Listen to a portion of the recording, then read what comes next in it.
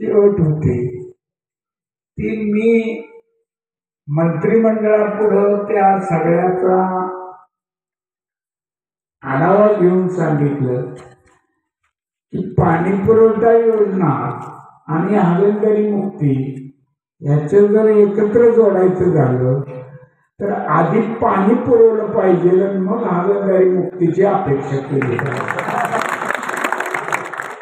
तुम्ही पाणी देणार नाही ना हागणदारी मुक्ती इतके टक्के करा आणि कसं का कुठून करा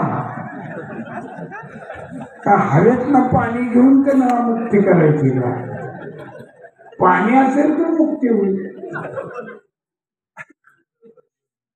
आणि मग ते आमचे पृथ्वीराज बाबा होते मुख्यमंत्री, ते हसत हसत म्हणले बरोबरच होते आणि ती अट रद्द केली.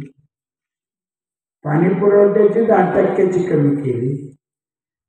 डोंगरावर असलेली गावं पाण्याच्या सोर्स पासून स्त्रोतापासून उंचीवर असलेली गावं ज्याची लोकसंख्या कमी आहे त्यामुळं त्याचा दरडोई खर्च हा परवडत नाही म्हणून अधिकारी योजना बाजूला काढत होते.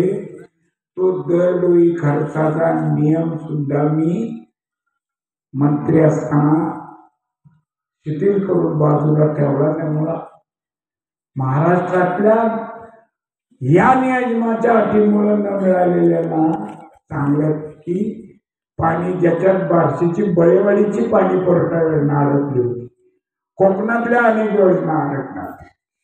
आज जे आपण बंधारे बघतोय ह्या आपण ओढ्यावर नदीवर मी पण केले. कृषी खात्यातर्फे एका वेळी 101 बंधारे केले. आत्ताचे आमदार नुसते घोषणा करते की आता 101 बंधारे बांधणार आहे. पण हे 101 बंधारे जे बांधणार आहात किंवा माझ्या कार्यकाळात जे झाले त्याचं कारण यांना माहीत नाही की विलासरावजी देशमुख साहेब असताना त्यांनी प्रस्ताव मांडला होता की कोकणासाठी बंधारे नदीवर बांधलेले आणि पाणी वाहून जातं परत काही उपयोग होत नाही. मी त्यावेळेस विधानसभेत त्याच्यावर बोलताना सांगितलं त्या प्रस्तावावर की साहेब एक नुसती कोकणापुरती ठेवून उपयोग नाही. महाराष्ट्रात आमचा जिल्हा दुष्काळ प्रवण क्षेत्रामध्ये येतो, माझा तालुका येतो आणि तिथं ह्याची गरज आहे कारण वर्षातनं 21 दिवसच मोजून पाऊस पडतो. आता पडायला लागला ती गोष्ट वेगळी, पण सरासरी जर काढली बार्शी तालुक्याची तर 22 ते 24 इंचाची आहे आणि एका दिवशी पडणारा पाऊस 3-3-2.5 इंचाचा आहे. मग ते नाही का पाणी वाहून जात, ते जर बंधाऱ्यात थांबलं. पण खरी गरज तर दुष्काळी तालुक्यांना आहे.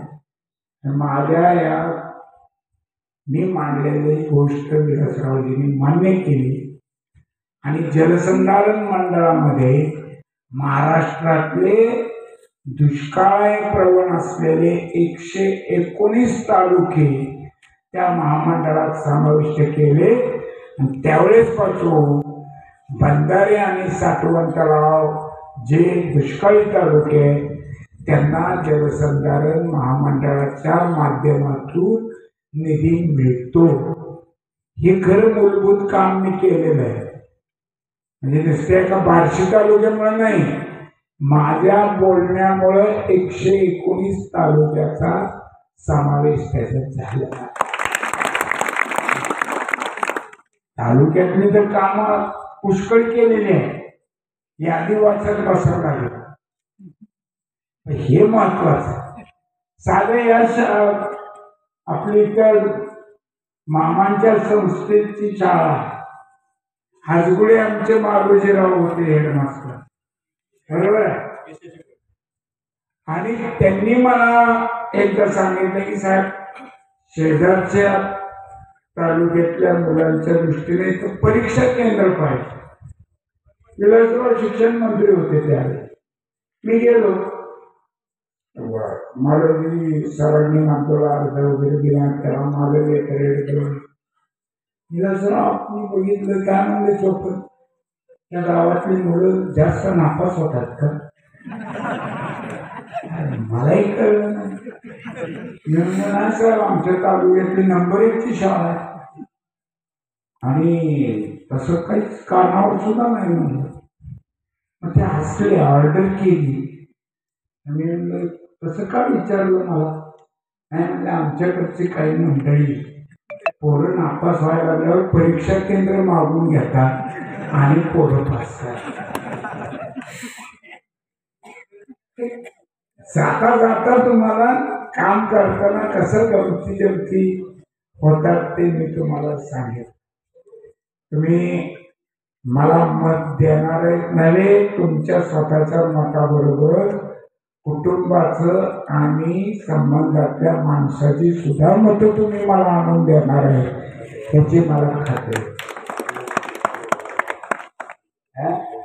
हा आणि परत कळलं की या गावात 9 कोटीचा बोर्ड लावला. कसली 9 कोटी? बहुतेक त्यामध्ये जे ऑटोमॅटिक येणारा निधी आहे 15 वित्त आयोग केंद्राचा, त्याची सुद्धा बेरीज करतात. हो, जलजीवन योजना हे केंद्राची आहे आणि त्याच्यामध्ये आमदाराचा किंवा राज्य शासनाचा काहीचा संबंध नाही. काही नव्हे, काहीचाही नाही. त्याच जर तुम्ही करायला लागले बेरीज, मग त्यापेक्षा या तालुक्यामधल्या जे प्राथमिक शिक्षक आहेत, जे माध्यमिक शिक्षक आहेत, जे पोलीस आहेत, जे कर्मचारी महसूल विभागात आहेत, जे कर्मचारी विविध सरकारी विभागात आहेत, त्या सगळ्यांचा महिन्याचा पगार किती, त्याला गुणिले 12 ती सुद्धा रक्कम धरा ना. सांगा ही सुद्धा माझ्यामुळेच आला. तर 20 तारखेला विसरू नका. 2 मिनिटं राहिले. 2 मशीन मधल्या 1 नंबरच्या मशीनवर जी मशीन